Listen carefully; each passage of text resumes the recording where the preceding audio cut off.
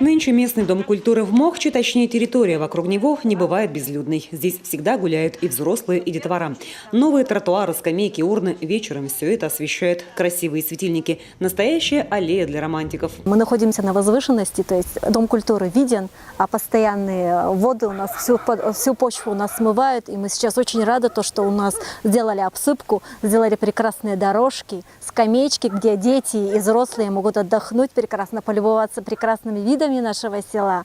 Это сейчас здесь все красиво и облагорожено, а еще совсем недавно земля была похожа на болото.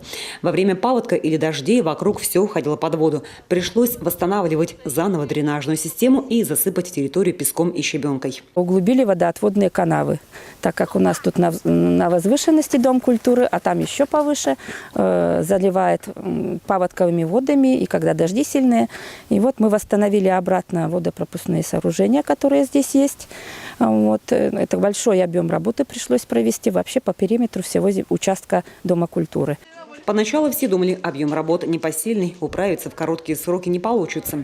В середине июня только заключили договора с подрядчиками, а в августе уже подписали акт о приемке всех работ. И это при том, что в июле техника и рабочие руки были заняты на сенокосе. Также быстро завершилось благоустройство и еще нескольких территорий. В 2018 году в район выделили почти 5 миллионов рублей на благоустройство всех территорий. На эти средства реализовали проект в Мохче благоустройство территории Дома культуры. В сельском поселении Сизябск это 5 общественных территорий. В сельском поселении Шелеюр 2 дворовые территории, обустройство парка. В Вижме это проезд к парку отдыха.